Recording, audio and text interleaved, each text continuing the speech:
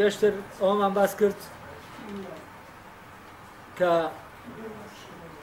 کانت گزارشتێکی ئاکاری لە فکرەی نەتەوە کردووە، ینی نەتەوەی لە فۆرمە ئاکاریەکان شێوە پێداوە و ئەم فۆرمەی کە کانت پێداوە فۆرمێکی نێوانیە لە نێوان فۆرمە تەواو سادەکەی لایبنیتز و فۆرمە پەرەسەندووەکەی هیگڵە.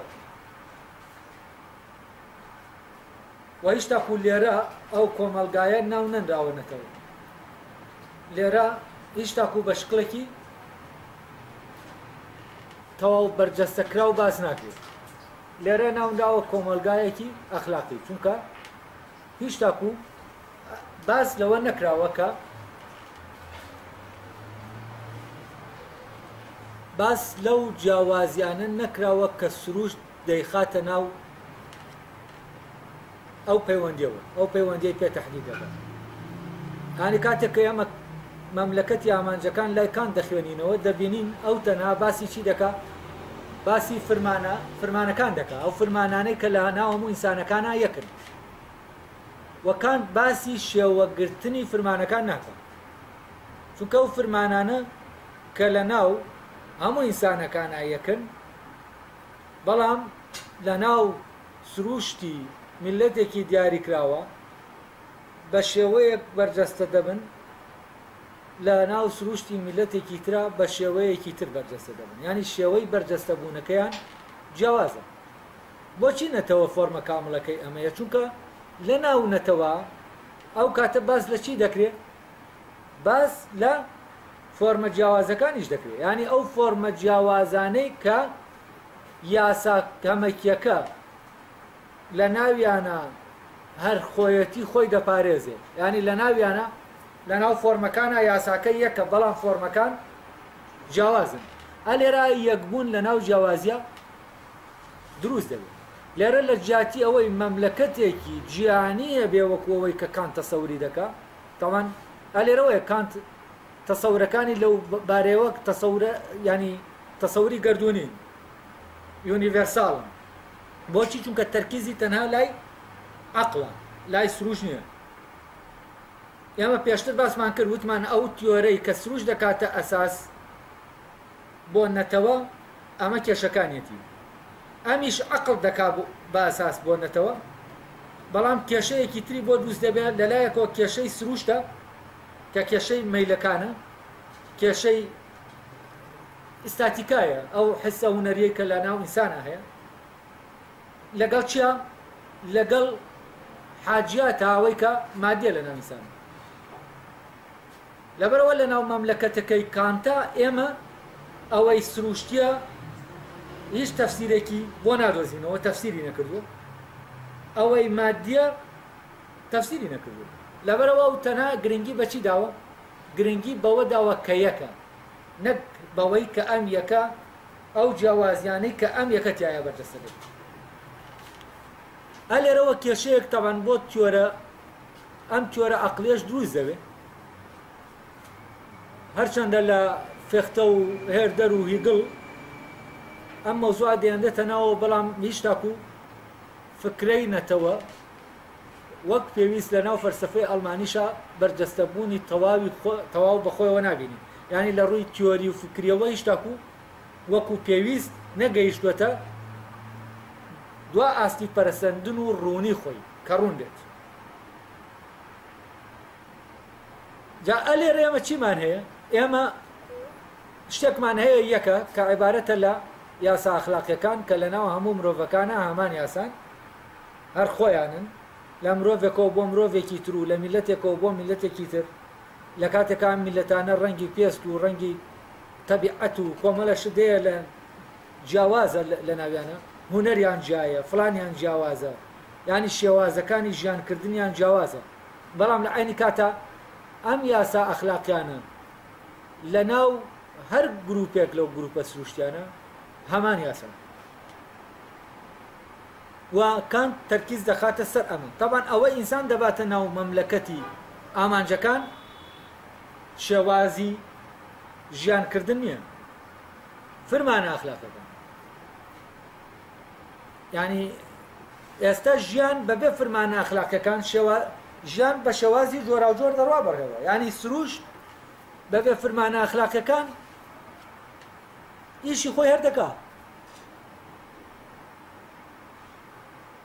بەڵام ئیشێکی وێرانکەر دەکات و نزاع دروست دەکات لە بینی سروشتە جیاوازەکان. ئەو نێزاعی کە ئەو دەڵێ من ڕاستم، ئەویش دەڵێت من ڕاستم، و ئەو جەنگاڵ دەگیرسێنەکە لە نێوان سروشتە جیاوازەکانە هەیەکاریەکان ئیدعای ئەوە دەکا شتەکانی ئەو شێوازەکەی ئەو ڕاستە، شێوازی ئەو غەڵەتە. بۆچی؟ چونکە لەناو ئەم کۆمەلگایانە شێواز و فۆرم تەحەول دەکا بۆ فرمان. ئەوەی فۆرمە کاش تایبەتە، کولی نییە، تایبەتە بە سروشتێکی دیاریکراو و کولیش نابێتەوە هەرگیز. ئەمە دەکرێتە ئەوەی کە کولیە، ئەوەی ینی جێگەی یاسا ئەخلاقەکان دەگرێتەوە، جێگەی ئەوە دەگرێتەوە کە عەقلیە. لە ڕێگەی ئەوەی کە ئەمە دەخرێتە شوێنی ئەوەی کە عەقلیە، ئەو کاتەش ڕەوایەتی وەردەگیرێ بۆ سەپاندنی ئەو فۆرمە لەسەر خەڵکێک کە لە دەرەوەیە. بۆ ئەوەی ئەمەش بستەپێندێ سوود لە چی وەردەگیرێت؟ لە عەقڵ وەرناگیرێت، چونکە عەقڵ دێت ئەمە ڕادەگرێت. بۆچی؟ چونکە عەقڵ ڕێگرە لە بەردەمەوەی کە ئەم سروشتە ئیدعای ئەوە بکە وەک ئەوەی کە سروشتی و تایبەتە بەو میلەتە ڕاسترە، ڕەواترە، دروسترە لە شێواز و فۆرمی میلەتێکی تر. عەقڵ ئەم لێک دژیە، ئەم سەفسەتەیە لە بیرکردنەوە حەل دەکات. کاتێک کە کەسێک وا بیر دەکاتەوە شێوازەکەی خۆی، شێوازە دروستەکەیە و ڕێگاکەی ئەو ڕێگا دروستەکەیە و ڕێگای ئەوانی تر ڕێگایەکی نادروستە. لێرە تەبان سروشت دێت ئەم کێشەیە دروست دەکات، چونکە سروشت بەبێ عەقڵ ئیتر دەبێتە بوونەوەرێکی دڕندە. سروشت ئەو کاتە کە جێگەی عەقڵ دەگرێتەوە تەبان، بەو معنایە کاتە نیابەتەن عن عەقڵ، یعنی بە جێگری وەک جێگری عەقڵ حکم دەدا لەسەر ئەو شتانەی خۆی، و ئەو شتانەی خۆی دەکاتە شتانێکی عەقلی و گشتی هەمەکی. ئەو کاتە یەکسەر چی دروست دەبێت؟ جۆرێک لە تۆتالیتاریە دروست دەبێت، جۆرێک لە پەلاماردانی ئەوانی تر دروست دەبێت. ئەو کاتە جیاوازیەکان ئیتر پێشێل دەکرێن، ئەو کاتە ئیتر سروشت خۆی دژی خۆی دەبێت، سروشت خۆی دژی خۆی دەبێتەوە لە ڕێگەی چەوە؟ لە ڕێگەی مادەوە، لە ڕێگەی هێزەوە. ئەو کاتە ئەوەی بەهێزە شێوازەکەی خۆی دەسەپێنێ بەسەر ئەوەی کە بەهێزە. کانت لە ڕاستیا وێنای مەملەکەتێکی جیهانی دەکات. ئەویش لەوێوەیە کە وتمان حسابی بۆ سروشت نەکردووە. بەڵام ئەگەر حساب بۆ سروشت بکەین ئەو کاتە ئێمە یەک مەملەکەتی ئامانجەکانمان نین. ئێمە ئیمکانی ئەوە هەیە کۆمەڵێ مەملەکەتی ئامانجەکانمان هەیە، کۆمەڵێک لە مەملەکەتی ئامانجەکان دابنێ هەر میلەتێک لە میلەتێک دابنێ ئەلێرەوەی تر فکرێنەتەوە دەبێتە ضرورەت، فکرێنەتەوە ئەلێرەوە دەبێتە ضرورەت. یعنی هیچ تاکو فکرەکە نەگەیشتوێتە پەرەسەندنی خۆی. کاتێکە سروشت دێتە ناوە بۆی فکرەکە کامل بێ، یەکسەر فکرەی کۆمەلگای ئامانجەکان تەحەول دەکا بۆچی؟ بۆ فکرێنەتەوە لە فکرەیەکی یونیڤێرساڵ و جیهانیەوە، کۆمەلگایەکی یونیڤێرساڵ و جیهانیەوە دەبێتە کۆمەڵێک کۆمەلگای ناوچەیی ئۆتۆنۆم. ئەو کاتە مەملەکەتی کۆمەڵە مەملەکەتی ئامانجەکانت لە ئامانجەکانت هەیە، و لە نێوان مەملەکەتی ئامانجەکانیشە عەقڵ حاکم دەبێت. ئەو کاتە کۆمەڵە یاسا دێنە ئاراوە کە یاسای چین؟ یاسای نێوان ئەو یاسایانن کە پەیوەندی نێوان مەملەکەتە جیاوازەکانی ئامانجەکان ڕێک دەخات و بەرەو ئامانجێکی کولی دەبا کە ئامانجە جیهانیەکەیە. بەڵام کانت ڕاستەوخۆ بەبێ ئەوەی بڵێن کۆمەلگا ئامانجی هەرێمیە تێپەڕێ، یەکسەر بەرەو کۆمەلگا جیانێکە ڕۆشتووە یعنی وا تەسەور دەکرێت کە کۆمەلگاکە جیانێ طبعا ئەم فکرەیە یعنی کام فکرەیە تەرح دەکا ئەلێرەوە سوء ئیسفادە لە کانت دەکرێت لەلایەن ئەوانەی کە هێز بەکاردێنن بۆ ئەوەی کۆمەلگایەکی جیانی دروستکەن لە کاتێکا کانت مەبەستی ئەمە نییە بۆچی چونکە کانت کاتێک لە تاکا بڕوای وایە دەبێ ئۆتۆنۆمی هەبێ ئەوە لە ناو گروپیشا دەبێ ئۆتۆنۆمی هەبێ یعنی فکرەکە بەلاڕێیا دەبێت سوء ئیسفادەی لێ دەکرێت وە فعلاً سوء ئیسفادەش لەم فکرەیە کراوە بۆ شەرعیەتدان بە شتەکانی بەوەی کە هەیە فەرزەن یەکێک لەوانە مەوزوعی ناسیۆنالیزم کە خەون بەم کۆمەلگا جیهانیە پیشەسازیەوە دەبینێ فکرەکە دەگەڕێنێتەوە بۆ کانت هەڵا دەگەڕێتەوە بۆ ئۆتۆنۆمی ئیرادە ئیلیا کە دووری کە خۆی عراقیە بە ئەسڵ بەڵام بە ڕەگەزنامە ئەینە لە ئەمریکایە لە ئەمریکا بوو نازانم ئێستا ماوەیانە ئیلا کە دووری یا ئیلا کە دووری یەکەم منەزیری مەوزوعی ناسیۆنالیزم بەر لە گێلنە ئیلا کە دووری کاتێ باسی کانت دەکا باسی مەوزوعی ناسیۆنالیزم دەکا دەڵێ ڕیشەکانی دەگەرێتەوە بۆ کانت و وەوا باز دەکا کە ڕەبتی بە ئۆتۆنۆمی ئیرادەوە هەیە بەداخەوە من کتێبەکەی ئیلا کە دووریم نەبینی بوو بەڵام لە ڕێگەی کتێبەکەی گێلنەرەوە کە نەقدی ئیلا کە دووری دەکا وە کتێبەکەی خۆی لە ئەساسەوە بۆ نەقدکردنی ئیلا کە دووری ئین کردووە لە ڕێگەی ئەوە لە ڕێگەی کتێبەکەی و کتێبەکەی ئەنتۆنیۆ دیسمیس ئەم فکرەیە دەگەێنم بێەوە چونکە ئەو لەسەر چاوەکەی ئیلا کە دووریەوە وەریان گرتبوو کام پێی وایە فکرەی نەتەوە دەگەڕێتەوە بۆ ئۆتۆنۆمی ئیرادە لای کانت بەڵام حتمما گێلنەرکە نەقدی دەکا نەقدێکی دقیقی کە دووری دەکا بەڵام بە تێگەیشتن لە کانت ینی نەقدەکەی بۆ کە دووری باشە بەڵام تێگەیشتنەکەی لە کانت خراپە نەقدەکەی فەرزەن لە شوێنەکە فکرەیەکی هیگڵ دێنێت تێگەیشتنەکەی بۆ هیگڵ خراپە بەڵام فکرەکەی دێنە بە شکلێک لە شکلەکان بەکاری دێنێ بە بەکارهێنانێکی تەوان خراپیش نەک چاک نەقدەکەی بۆ کە دووری لەویا ڕاستێکی تایە بەڵام ئەمە هەر لە مەسلحەتی چایە تێکدانی تەسەورەکەی کانتایە ئەمە بۆەوەی ئاگادار من کە لەکوێ سوء ئیسفادە لە کانت کراوە و کانت خۆی مەبەستی چییە و چۆنە دەو مەبەستە لادراوە تاوان کانت وەکووتم باسی کۆمەلگایەکی وا دەردەکەوێت باسی کۆمەلگایەکی جیهانی دەکات بەڵام لە ڕاستیە ئەم فکرەیە ئەگەر کە لە هیگڵ و هێردەر و فختا زیاتر گەشە دەکا ئەو کاتە تێر دەگەی کە ئەم فکرەیە داوای کۆمەلگایەکی جیهانی ناکەم داوا ینی کۆمەڵێ مەملەکەتی جیای ئامانجەکان هەیە پەیوەندی ئەم مەملەکەتانش بە یاسایەکی پێشینە نەک یاسایەکی اتفاق لەسەرکرا وەکو سیاسەتی ئەو یاسانێک لە قانونی دەولی هەیە یعنی یاسا نێودەوڵەتیەکان نییە ئەمانەش هەرچین ئەم یاسایانش پێشینەن بۆ نمونە یاسای میوانداریەتی هەیە وکات دابنێ مەملەکەتێک هەیە لە مەملەکەتی ئامانجەکان یەکێک لە مەملەکەتی ئامانجەکانی ترەوە دێبوو ئەم مەملەکەتەی تر ئەو کاتە ئەو قانون ئەخلاقی کە ئەم پەیوەندیە ڕێک دەخا قانونی چییە؟ قانونی میوانداریەتیە یاسای میوانداریەتی ئەمانە هەمووی شتانەکەن کە دەبێت لەگەڵ فکرەکە بڕۆین جاڕوون دەبنەوە شتێکی ترەیە لەوەی کانت کە پێشتر لەبەر لە دوانەکە گفتوگۆیەکی کەممان لەسەر کرد مەوزوعی پلەپایە لە مەملەکەتی ئامانجەکانە تەنها شتێکی شکڵیە یعنی شتێک نییە کە یعنی پەیوەندی نێوان تاکەکانی یا وەزیفەکانی ناو مەملەکەتی ئامانجەکان لەبەرەوە ئەم وەزیفانە ڕەبتیان بە چیەوە هەیە؟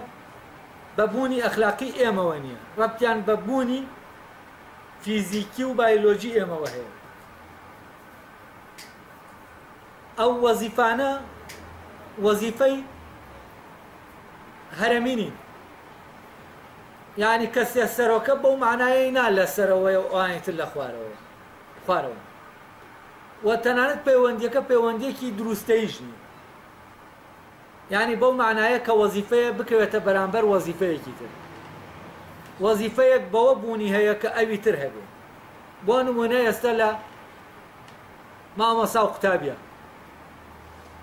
مامۆستا و قوتابی دەبێ قوتابی هەبێ جا مامۆستا هەیە، یعنی مامۆستا و قوتابی وجودی خۆیان هەرێکەیان وجود لەوی ترەوە وەردەگرێ، وجودیان ملزەمە بەیەکەوە.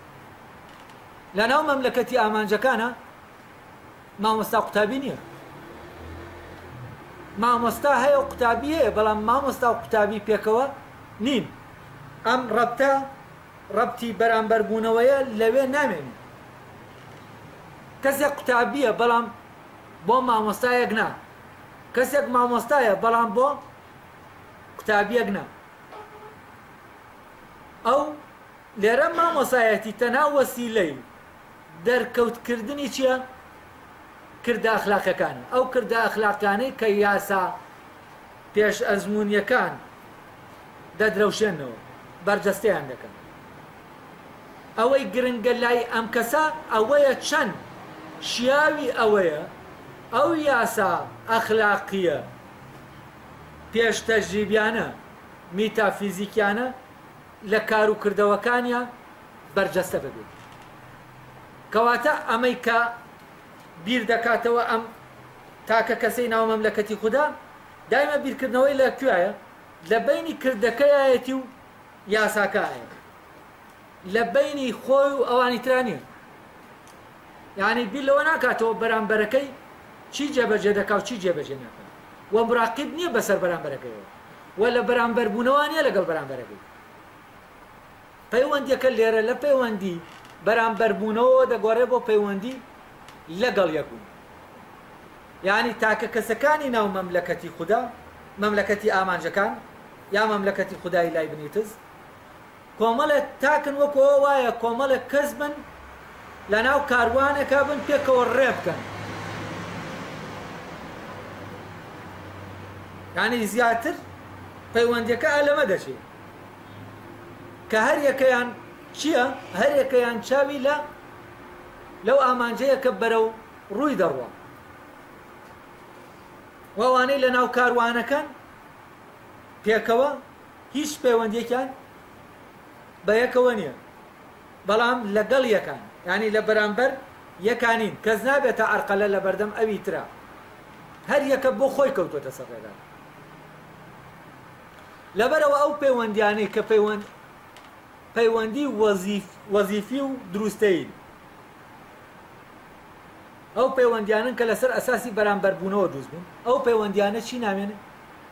بوونیان نییە. یعنی کەس بەهای کاری خۆی لە کەسی تر وەرناگرێت. ئێستا بۆ نمونە بەهای کاری مامۆسایەک لە کوێوە وەردەگیرێ؟ لە قوتابیەکان وەردەگیرێ. بەهای کاری قوتابیەکیش لە کێ وەردەگیرێ؟ یعنی مەربوطە بە مامۆساکەوە. مامۆساکە باش بوو، یعنی قوتابیەکان باشن، بۆیە دەڵێن مامۆساکە باشن. قوتابیەکان باش بوون، یعنی مامۆساکە باشە. ئەمە چیە؟ ئەمە پەیوەندیەکی هێنەیە لەگەڵ یەکە، ڕەبتن بە یەکەوە، لازم و مەرزومی یەکن. بەڵام لە مەملەکەتی ئامانجەکانە خراپبوونی کەس نابێتە سەبەبی خراپبوونی هیچ کەسێکی تر. ئێستا ئەگەر ئێمە لە پەیوەندی کۆمەڵایەتیەکانە بیری دەکەینەوە، لەبەرەوەی پەیوەندی بەستاوەن وابەستەن، پەیوەندی ئازادانە نین، لەناو عایلەیەکە، لەناو بنەماڵەیەکە ئەگەر کەسێکی خراپە بێ کاریگەری لەسەر چیەیە؟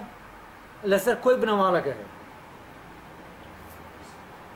بۆچی؟ چونکە خراپی ئەم یەکسەر نەقڵ دەکرێت بۆ خراپی ئەوانی تر.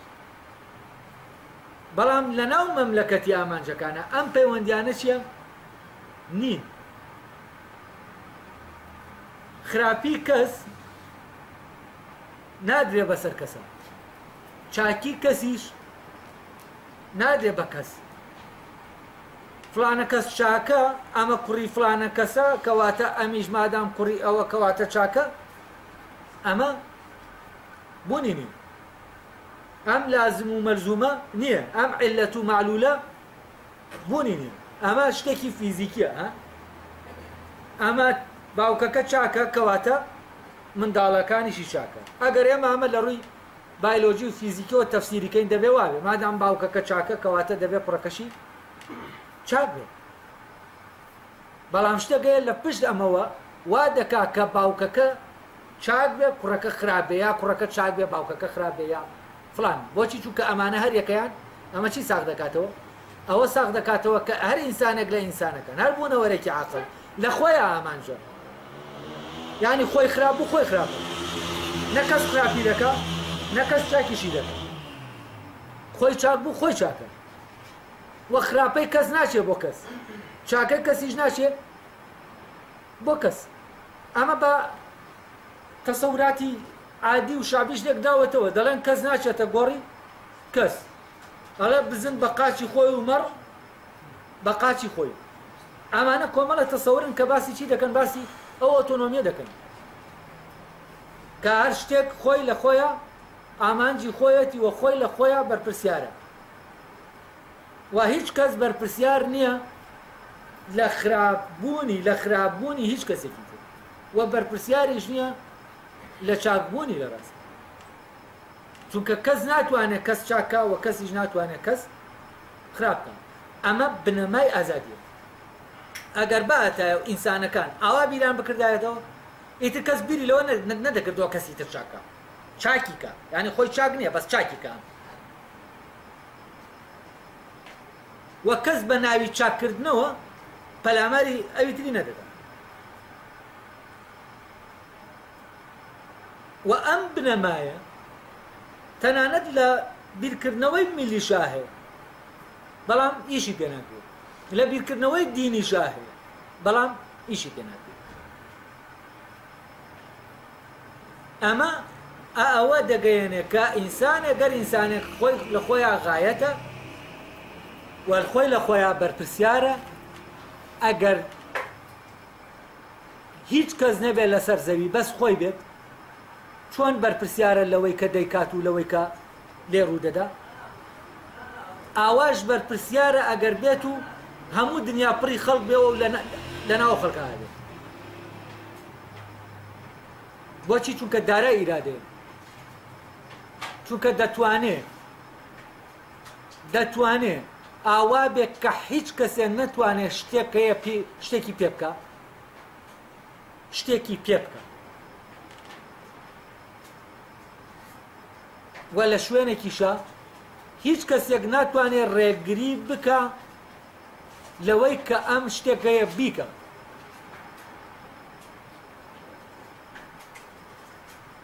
فەرزەن ناتوانێت ڕێگری لەوە بکە کە ئەم کەسە درۆ بکە.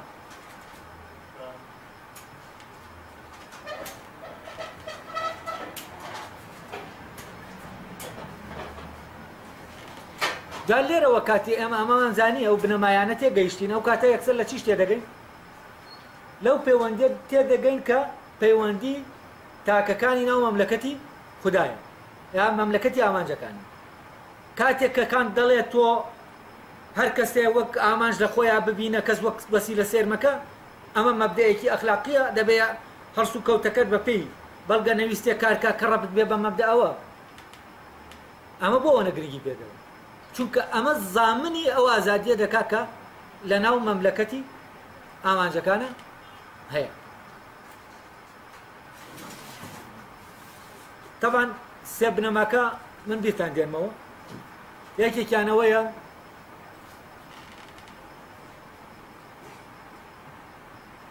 بوونی ئەم جیاوازیانە لە نێوان ئێمەی ئینسانە دەخوازێت چی هەبێ؟ یاسایەکی گشتی هەبێ کە پەیوەندی لە نێوان ئێمە دروست، کەواتە بۆ پەیوەندی نێوان ئێمە یاسایەکی گشتی زەرورەتە. بەڵام پرسیارەکە لێرێ ئەم یاسایە لە کێ وەردەگرین ئەو یاسایە کاتێ بە اتفاق وەرگیرات نابێتە یاسایەکی گشتی تەنها یاسایە کە کۆمەڵە کەس اتفاقی لەسەر دەکەن دەکرێت کۆمەڵە کەسی تر اتفاقی لەسەر نەکەن و ئەو اتفاقش دەکرێت حەسەبی جی دەکرێت ئەوانەی مەسلحەتیان هەیە اتفاقی لەسەر دەکەن ئەوانەی مەسلحەتیان هەیە اتفاقی لەسەر ناکەن یا ئەوەیە بە ئازادانە اتفاق ناکرێت ئەوانەی هێزیان هەیە ئەوانەی کە هێزیان نییە ناچاریان دەکەن کە اتفاق بکەن تاوەکو اتفاقەکە گشتی بێتەوە کەواتە لە هیچ کاتێکە یاسایەکی دەرەکی کە بە اتفاق کرابێ بە یاسایەکی گشتی ئەو یاسایە لە خۆیان یاسایەکی گشتی نییە ئەی یاسای گشتی چییە؟ ئەو جار لەوانەکەی پێشوا باسم کرد کە یاسایەکە وەکو یاسا فیزیکیەکان کە چۆن کۆمەڵە یاسای فیزیکی هەن ئەم یاسایانە یاسای گشتین و هەر بوونەوەرێکی فیزیکی لە هەر شوێنێکی ئەم گەردوونە هەبێ مەحکومن بەو یاسای لە هەر شوێنێکی ئەم گەردوونە هەبێ ئەمە گەرینەکە ئەخلاقی بکەینەوە چۆن تۆ چەند یاسایەکی دەبێت ضروری ئاوا دەبێت ئینسان لە هەر کۆمەلگایەکە هەبێت لە هەر کۆمەلگایەکە هەبێ دەبێت ئەو یاسایە حکمی ئیرادەی بکات لە هەر کۆمەلگایەک بێت کۆمەلگاکە هەر نەریتێکی هەبێ هەر تەبیعەتێکی هەبێ نەک لە هەر کۆمەلگایەک بێت لە هەر زەمانێکی شابێت یعنی یاسا گشتەکە یا ئاوا گشتیە و ضروریە کە لە یەکەم ئینسانەوە هەتا دوامین ئینسان ئەم یاسایە لە ناویا بوونی هەبێت طبعا ئەومان باس کرد کە ئەم یاسایە ئێمە دەبێت ڕێگەی بدەین فعال بێ ئیرادەمان فعالی بکاتەوە ئیرادەمان ڕەوایەتی پێ بدا بەهۆی ئەوەی کە کردەکەی بە پێی یاساکە ئەنجام دەدا یاسایەکی ئاوا تەمەنکان وەکو هەر یاسایەکی تری سروشتی باسی دەکات و ئەمە یاسایە کە پێی وایە لە عەقڵا هەیە و لە عەقڵی هەموو ئینسانێکە هەیە و ئەم یاسایە یاسایەکی کولیە و تاکە یاسایەکیشە کە دەکرێت بتوانین پێی بڵێن کولیە و لێکدژی دروست نەکات ئێستا وتمان یاسایەوەی اتفاقیە لەبەرەوەی بنەماکەی مەسلحەتەچی دروست دەکات لێکدژی دروست دەکات چونکە ممکن نییە لەناو کۆمەلگایەکە یاسایەک دەرچێ لە مەسلحەتی هەمووان نابێ حتمما لە مەسلحەتی مەجموعەیەکایە و لە زەرەری مەجموعەیەکایە بۆ نمونە یاسای کرێچێتی دەردەچێت یا لە مەسلحەتی کرێچیەکایە یا لە مەسلحەتی خاوەن ماڵەکایە یاسای کڕین و فرۆشتن دەردەچێت یا لە خزمەتی کڕیارەکایە یا لە خزمەتی فرۆشیارەکایە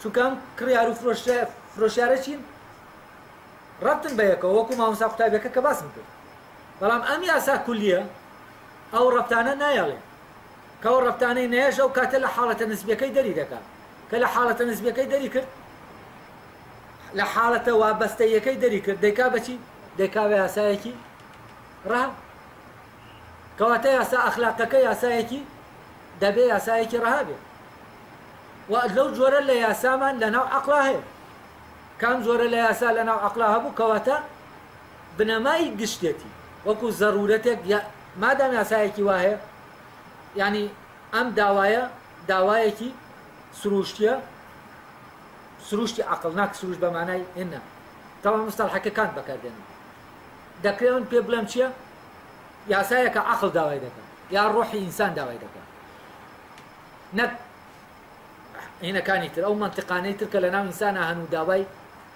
شتانێکی تر دەکەن وەکو منطقەی غەریزە و منطقەی مەیلەکان و منطقەی پێداویستەکان کەواتە لێرە کاتێک ئەمە ئاوا بوو ئەو کاتە پەیوەندی تاکەکان پەیوەندی وەزیفی تاکەکانیش لە مەملەکەتی ئامانجەکانە چییە پەیوەندی بەرامبەربوونەوە نیە ئەو کاتە ئەوەی سەرکردەیە سەرکردەی خەڵکێک نییە کە لە ژێردەسیایەتی و ئەوەی سەرکردەیە ئەمر ناکات بە کەس فلانە بکە و فلانە مەکە ئەم بۆی هەیە بەپێی ئەو یاسا ئەخلاقیانە چی بکە کارەکەی خۆی بکە بەڵام بۆی نییە ئەو یاسایە فەرزکا لەسەر ئەوانی تر ئەوان هەر یەکەیان دەبێت بەپێی هەمان یاسا لە ناو خۆیانە کردە ئەخلاقەکەی خۆیان ئەنجام بدەن لەبەرەوە ئەو کاتە کەسێک لە ناو مەملەکەتی خوددا بە فەرمانی حاکم بە فەرمانی سەرکردە کردەیەک ئەنجام نادا بە پێی چی کردەکە ئەنجام دەدا بە پێی ئەو فەرمانەی لە ناو خۆیەتی ئەو کاتە لەناو خۆیان بوو فرمانەکەی خۆیەتی کەی خۆشی بوو ینی ئازادە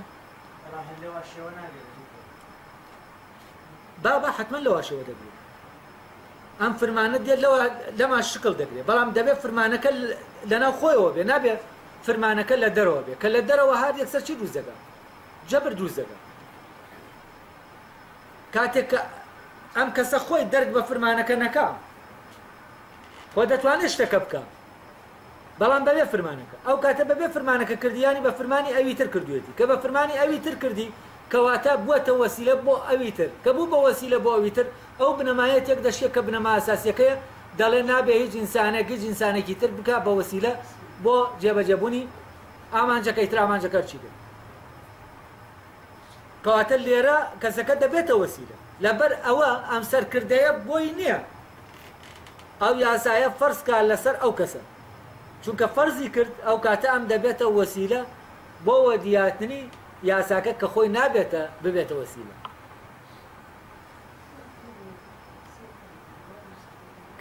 کەوتە دەرەوە یەکسەراوای لێرێت دەبێتە وەسیلە بۆ ئامانجێکی تر ئەم کەسە خۆی لە خۆی ئامانجە وەدیێنانی ئەسڵەن یاساکە یعنی جێبەجێبوونی یاساکە بۆ وەدیێنانی ئامانجەکەیەتی یعنی یاساکە خۆی وەسیلەی ئامانجەکەیە بەڵام لەوی ترا یاساکە دەبێتە ئامانج بۆ ئەوەی یاساکە جێبەجێ بێ دەبێت ئەو کەسە ئەوە بکە ینی ناچار دەکرێ بەکردنی کەواتە کەسەکە چی لێکرا کەسەکە کە ئامانجە کرا بە وەسیلە بۆ یاساکە کە خۆی وەسیلەیە ئەرێرا ئەو بنەمایەت هەڵدەوەشێتەوە کە بنەمای ئامانجە لە خۆیدا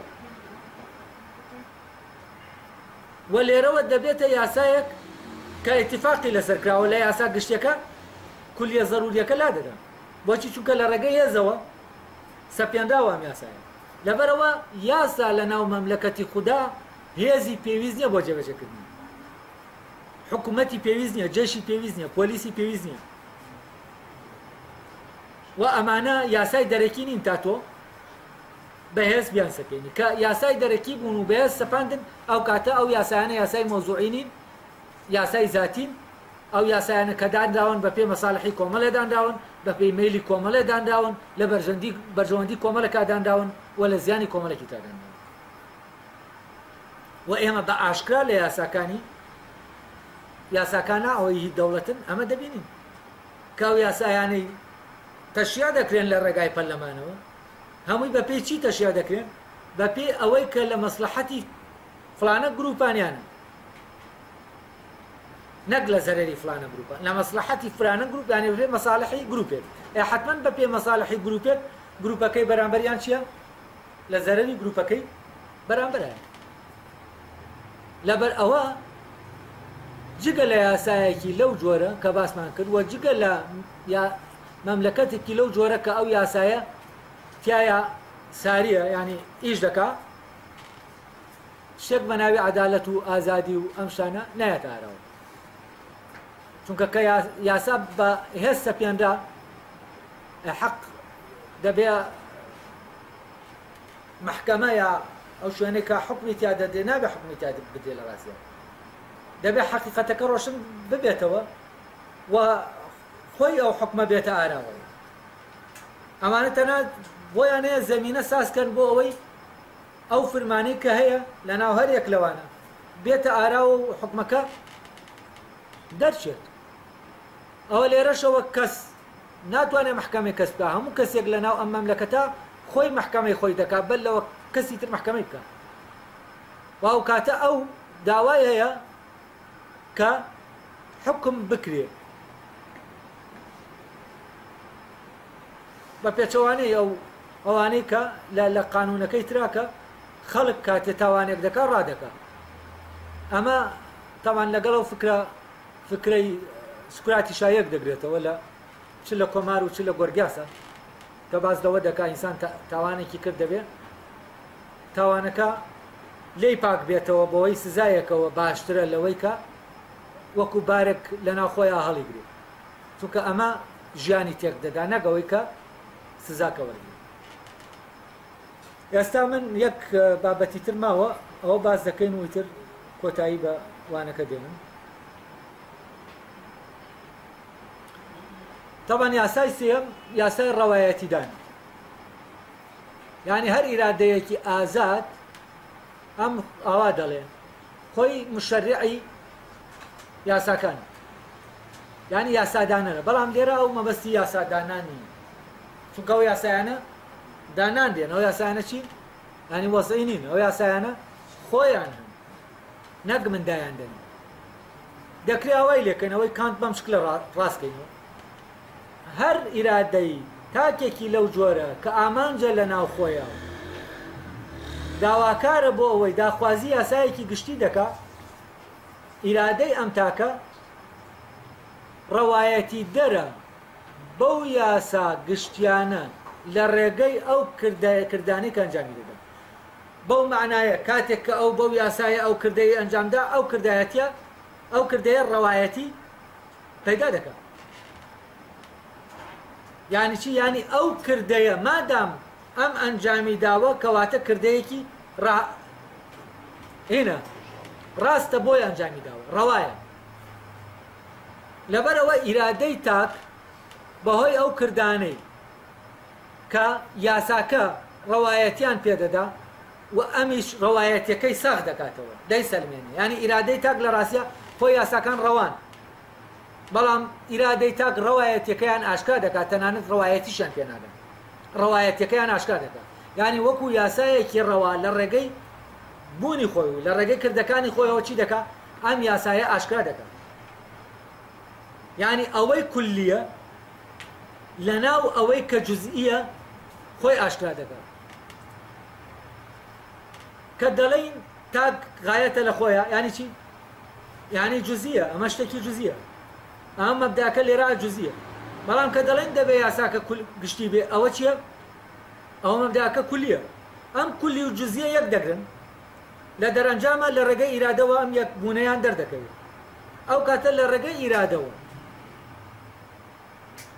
ئەوەی کە کولیە خۆی ئاشکرا دەکات و بوونی ئەم تاکە بۆ ئەوەیە ئەوەی کە کولیە لە ڕێگەی جوزئیەتی ئەمەوە خۆی ئاشکرا بکات. یعنی پەیوەندیەکە هەر دایما ئامانجەکە لەکوێیە؟ لە خۆیەتی. یعنی ئامانجی ئەم تاکە کەسە چییە؟ هێنانە ئارای کردەیەکە کە بەرجەستەکەری ئەو یاسا میتافیزیکیانە. طبعا بەپێ ئەو یاسا میتافیزیکیانە ئەم کەسە دەتوانێت کردەیەکی باش ئەنجام بدەن. ئەی مەملەکەتی خوددا چییە؟ مەملەکەتی خوددا چۆن دادەمەزرێت؟ مەملەکەتی خوا یا مەملەکەتی ئامانجەکان لە ڕێگەی ئەم کردانەوە دادەمەزرێت کە بەپێی یاسا گشتەکان. یعنی ئەگەر کۆمەڵە ئینسانە بن لە کار و کردەوەکانیانە پەیڕەوی لەم یاسا گشتێ بکەن، ئەوە ئەو مەملەکەتە لە بینیانە لە نێوانیانە پیا دەبێت، دێتە ئاراوە. ئەوان لە ڕێگەی ئەمەوە چی دەکەن؟ مەملەکەتەکە دادەمەزرێن. لێرەوە ئامانجێک دێتە ئاراوە کە ئامانجی دامەزراندنی ئەو مەملەکەتەیە. ئامانجی ئەوەیە چۆن من بەشداری بکەم لە دامەزراندنی ئەو مەملەکەتە، چۆن شیاوی ئەوە بم، بەوە ڕێزدار ببم کە ببمە ئەندامی دامەزرێنەری ئەو مەملەکەتی ئامانجانە. ئەندامێکی دامەزرێنەر چ ئەندامێک دامەزرێنەرە؟ ئەوەی کە لە ناو مەملەکەتی ئامانجەکانە بە پێی قانونەکان دەڕوا بەڕێوە و ئارەزوەکانی و حشتەکانی تر تەستیر لە ئیرادەی ناکەن و لە ڕێگەی لێرەوە کردەیەک دێنێتە ئاراوە کە کردەیەکە ئەو مەملەکەتی ئامانجەکانی پێ بووە بە مەملەکەتی ئامانجەکان. و ئەوەی کە ئینسان لێرە دەیکاتە هیوایەک، دەیکاتە شتێک کە بۆی بژی، ئەوەیە چۆن ببێتە ئەندامێکی ڕەوایەتی دەر بە یاسا ئەخلاقیەکان لە ناو مەملەکەتی ئامانجەکان. طبعا کات لە ڕێگەی چیەوە؟ لە ڕێگەی کردەکانیەوە ئەمە دەکات. لە ڕێگەی کردەکانیەوە لە ئامان کاتیشا چی دەکات؟ بینای مەملەکەتی ئامانجەکان دەکات.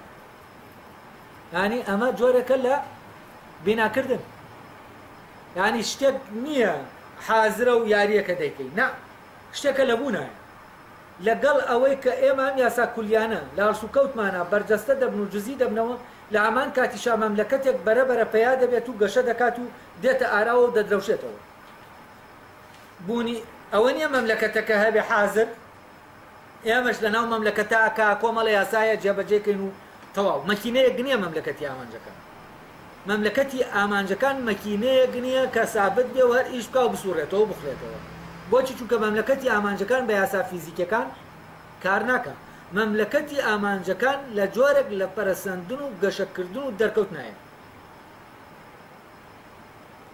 و مەملەکەتی ئامانجەکان ئەوە نییە دامەزرا بێت و بەکامڵی نا لەگەڵ کردەکانی ئێمە بە دامەزراندنی ئەو پەیوەندیە لە بینی ئیرادەی ئێمە و یاسا کولیەکانە ئەوەندەش مەملەکەتی ئامانجەکان چی دەبێت دەمەزرێ و بەرەو پێش دەڕۆ و ئەوەی ئامانجی ئەم تاکەیە ئەوەیە کە بیر دەکاتەوە لەوەی کە پێویستی بەوەیە لە مەملەکەتێکی لەو جۆرە بژی مەملەکەتێکی لەو جۆرە حازر کراو نییە من بچمە ناوی تایە بژیم و کۆمەڵە یاسا هەیە لە مەملەکەتەکە وەریگرم و ئیقامەی ئەو شوێنم بدەنێ بۆیەوەی کە کولتورەکەم وەرگرتووە چوونە ناو ئەو مەملەکەتە هەویەی چوونە ناو ئەو مەملەکەتە لە ناو هەر تاکێک خۆیەتی لەبەرەوە هیچ شتێک دەستگایەک نییە ڕەوایەتی بدا بە هاتنە ناوەی ئەم کەسە بۆ ناو مەملەکەتەکە هەر کەسە ڕەوایەتەکەی لەکوایە بۆ هاتنە ناو مەملەکەتەکە ڕەوایەتەکەی لە ناوبوونی خۆیەتی کەواتە لێرە تۆ کە کەسێک ڕەوایەتی پێنەدای ئەو کەسە حاکمت نییە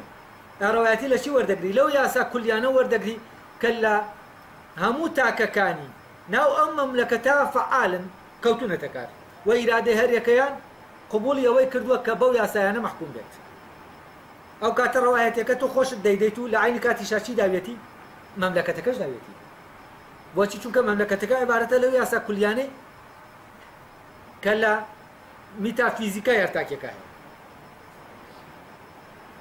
و ئەو کاتە کەسیش لە کەسی وەرناگرێ و کەس ڕەوایەتی لە کەس وەرناگرێ و لە عینی کاتیشا چیە یاساکەش گشتیە لە هەمووانە هەیە بەڵام هەر یەکە بۆ خۆی ڕەوایەتی لێ وەردەگرێت لێرە ئەوە ڕۆشن دەبێتەوە کە لە ناو مەملەکەتی خوددا یاسا کۆمەڵێکمان نییە بە ناوی پەرلەمان و مەجلیسی تەشریعی یاسامان بۆ تەشریع بکەین هەر تاکێک لە ناو مەملەکەتی خوا خۆی مشەریع و خۆشی منەفیزە ئەوەی ئامانجەکەی ئەمەیە چۆن من ببم بەو تاکە کەسەی کە لە ئامان کاتا لە کردەیەکە کە دەیکەم خۆم مشەریعەکەش بم و خۆشم منەفیزەکە بم کە گەیشتمە ئەم قۆناغە ئەو کاتە من بە معنای کەلیمە ئازادم و دەگەم ئەو ئازادی کە پێویستە و جگەلەوەی کە من دەگەمە ئەو ئازادیە دەگەمە چی دەگەمە ناو ئەو پەیوەندیە ئازادانەش کە لە بینی من و هەر کەسێکی تری وەکو منە هەیە بەو معنایی کە ئەویش مشەریع و منەفیزی هەر کردەیەکە کە خۆی ئەنجامی دەدات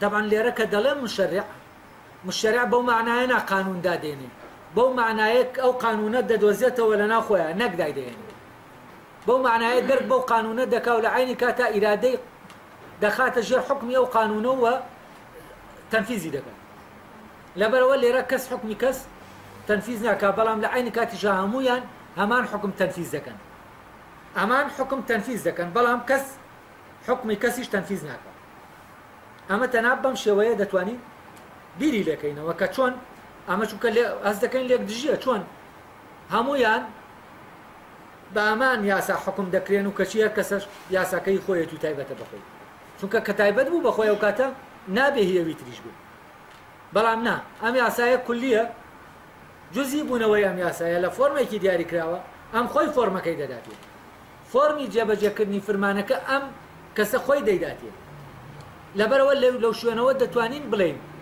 مشەریعە لە ڕووی فۆرمەوە ئەگەر یاسا عیبارەت بێ لە چۆنیەتی کارکردنی شتێک نەک فرمان بێ بە شتێک ئەوە ئەو کاتە دەتوانین بڵێن خۆی یاسادا ڕێژەرە بەڵام ئەم یاسادا ڕێژەرە ئەم یاسایە چۆنیەتیە کەیفیەتی جێبەجێبوونی فرمانەکە ئەوە ناخۆی فرمانەکە فرمانێکی ڕەهایە و فرمانێکی وەزعی نییە فرمانێک نییە ئێمە داینین فرمانێکە بەخۆی لە ناوبوو ناهەیە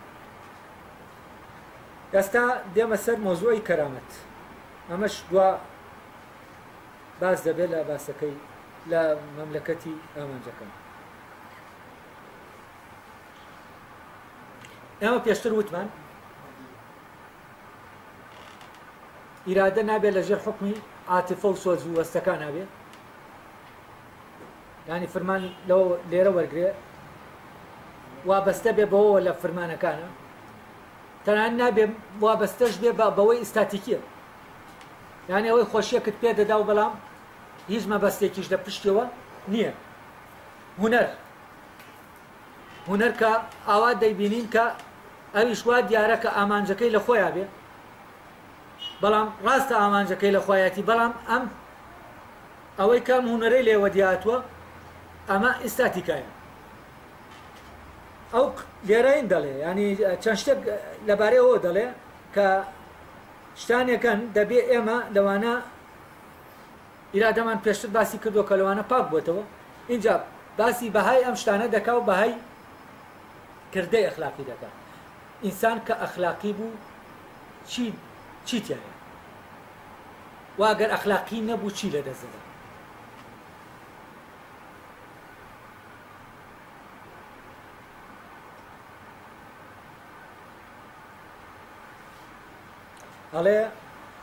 ئەڵێ هەموو ئەوەی کە پەیوەندی بە مەیلەکانی مرۆڤ و پێداویستیەکانیەوە هەیە نرخێکی بازاڕی هەیە، یعنی ئەوەی پەیوەندی بە غەریزە و پێداویستیەکانی ئەمەوەیە نرخەکەی چییە؟ بازاڕیە، یعنی نرخێکە بازار دەیخاتە سەری. بۆ نمونە ئەگەر پێداویستی بۆ شتە زۆر بوو ئەوە بازار نرخەکەی چی دەکا؟ بەرز دەکاتەوە. کەواتە بەرز و نزمکردنی ئەم نرخە چییە؟ بازاڕە، اتفاقە، قانونێکی ضروری نییە، یاسایەکی جێگیر نییە، وهامەکی نییە، یاسایەکە هەمیشە بە پێی مەساڵەحەکان چی دێ؟ بە پێی گۆڕانی زیادبوونی حاجە بۆ شتەکە ئەویش گۆڕانی بەسەرادێ، یا بە پێی هەر شتێکی تر گۆڕانی بەسەرادێ. کەواتە من نرخێکی چییە؟ نرخێکی بازاڕی. ئەڵێ ئەوەش کە لەگەڵ چەشەیەکی تایبەتدا ساز دەبێتەوە، ئەگەرچی پێداویستێکیش لە پشتیەوە بوونی نەبوو بێت و ئەمەی فەرز نەکرد بێ، یان ئەوەی کە لەگەڵ ئەو خۆشیەدا وێک دێتەوە کە لە یاریەکی پاک و بێنیاز و بێمەبەستە ساز دەبێتەوە، ئەویش نرخێکی سۆزدارانە و عاتیفی هەیە. ئەویان نرخێکی بازاڕی هەیە، بەڵام ئەمیان نرخێکی عاتیفی هەیە. بەڵام ئەوەی کەوا دەکا شتێک لە شتەکان کە لە خۆیدا وا دەکا لە شتێک لە شتەکان لە خۆیدا ئامانج بێ، ئەوەی کە دەرکەوتەی ئەوەیە کە لە خۆیدا ئامانجە، ئەوە نرخێکی بازاڕی و عاتیفی نییە، بەڵکو بەهایەکی ناوەکیانەی هەیە کە ئەویش کەرامەتە. کەواتە کەرامەت لەکوێ کەرامەتی مرۆیی لەکوێ دەتاراوە؟ ئەو کاتێک کە نە عاتیفە و سۆز، نە چۆنیەتیەکان، میزاج، تەبیعات، نە حاجەکان وا بکە من شتێک بکەم یانیکە. کاتێک کە من ئەم شتەم بەپێی ئەوانە نەکرد، ئەوە فعلەن من کەسێکی کەرامەتدارم. لێرەوە ئێمە تێدەگەین کە شەرەف و کەرامەت چەند جیاوازن. کەرامەت شتێکی ناوەکیە، بەس شەرەف شتێکە لە دەرەوەی کۆمەلگا دیاری دەکات. ئەڵێ ئەو شەرەفی ئەوم پێ ببەخشە یانی چی؟ یانی خەڵک دەیبەخشێ، بەڵام کەرامەت شتێک نییە کەس پێمان ببەخشێ. کەرامەت یاسا ئەخلاقیەکان دەیبەخشن. کاتە ئیرادە ئەو بە پێ ئەو یاسایانە کاری کرد و ئەم کەسە هەرچی لێ بێت لە هەر موقفێکا بێ کەرامەتی لێ دەردەکەوێت، کەرامەتدار ئەم کەسە و خاوەنی هەیبەت و دۆخێکی تایبەتی خۆیت و هێز چاری ئەم کەسە ناکات. ئەمە لەکوێ دەست دەکەوێت؟ ئەوەی کە کان دەڵێن نرخەکەی بەرامبەر نابێتەوە لەگەڵ هیچ نرخێ تۆ ناتوانانی هیچی تر جگە لەوەی یاسا ئەخلاقیەکان کە ئەم کەرامەتە دروست دەکەن جگەل لەوە یاسایان و بەرجەستە بوونیان هیچی تر ناتوانێت ئەو کەرامەتە بێنێتە ئاراوە و نات بەدیلت نییە بۆ ئەم کەرامەتە بۆ وانی تر بەدیلە دەیە بۆ ئەوەی عاتفیە بەدیلە دەیە بۆ ئەوەی بازاریە بەدیلە دەیە بەڵام بۆ ئەوەی کە کەرامەتە و خاصیەتێکی ئەخلاقیە چی نییە بەدیل نیە لەبەرەوە بەدیل نیە توانای بەرامبەرکردنەوە بەراوردکردنیشت نییە بڵێ ئەمە قیمەتی لەوانە بەرزترە ئەمە خۆی لە سەرووی بەهاکانەوە ئەمە خۆی چییە ئەمە خۆی بەهادەرە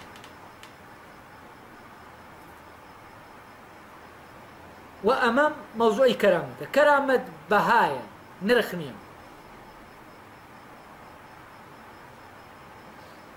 بەهاش تحدید ناکرێ بەوەی مادیە بەڵام نرخ تحدید دەکرێت بەوەی کە مادیە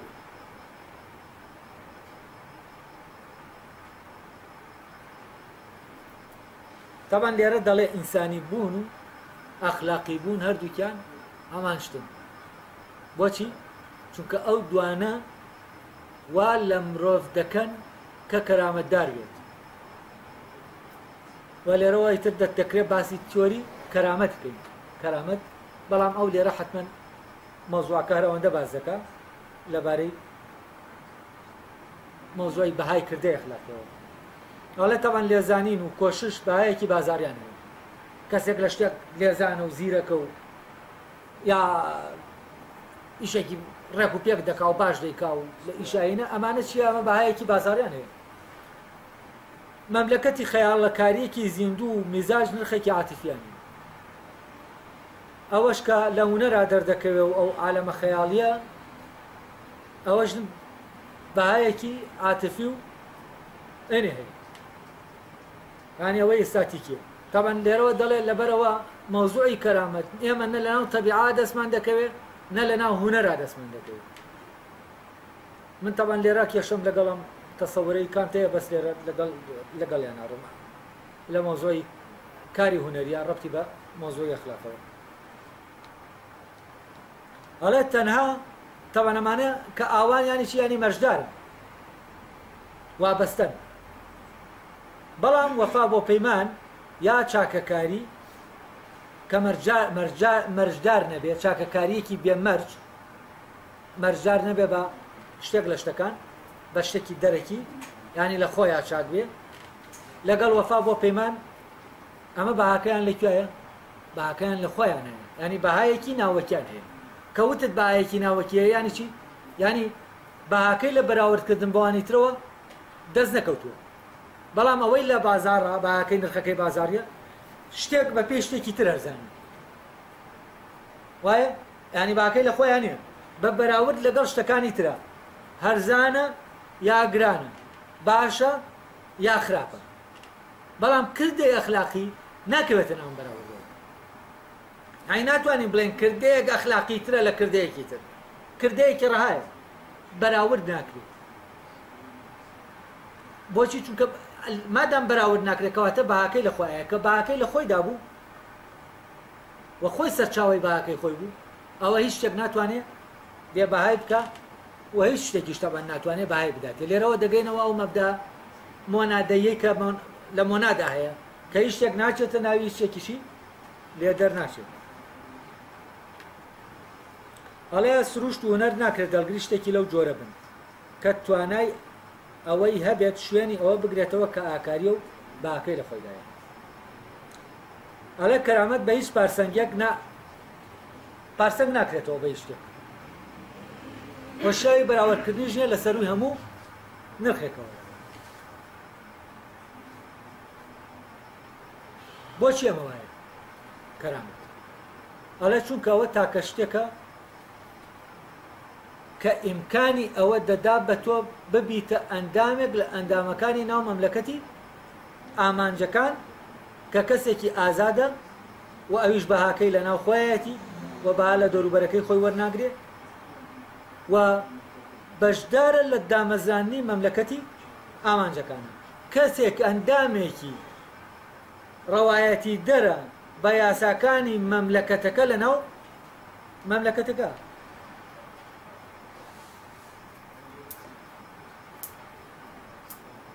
یعنی کەواتە ئینسان بۆچی هەوڵ بدا ببێتە تاکێک لە تاکەکانی کۆمەلگای ئامانجەکان؟ کێ ئەم هەوڵە دەدا؟ ئەوەی کە فعلەن ئازادی فکرەیەکە لە لایکە دەیەوێت ئازاد بێت، دەیەوێت ئامانجە ئازادی لەلای، یعنی ئازادی وەسیلە نییە. ئێستا ئازادی ئێمە کە باسی ئازادی دەکەین لای خۆمان دەڵێن ئازادی نییە، یعنی چی؟ یعنی ئازادیمان ئازادی وەسیلەیە بۆ ئەوەی ئێمە شتانێکەیە دەستمان کەوێت. ئەم ئازادیە لە ڕاستی ئازادی نییە، ئەمە ئازادیەکی بەتاڵە لە ئازادی، بەتاڵە لە ناوەڕۆکی ئازادی، لە ماهیەتی ئازادی. ئەم ئازادیە کە لێرە لە مەملەکەتی خوددا هەیە خۆی ئامانجە، وەسیلە نییە بۆ دەستکەوت. من ئازاد کە تاوەکو شتێکم دەستکەوێت، ئەمە ئازادکردن نییە، ئەمە ئازادیە. ئێمە بە ناوی ئازادیەوە داوای ئازادکردن دەکەین، دەڵێن ئازادمانکەن بۆ ئەوەی بە کەیفی خۆمان شت بکەین. ئازادی کە کەسێک ئازاد بوو کەس ناتوانێت بیبەسێتەوە تا بڵێن ئازادیکە.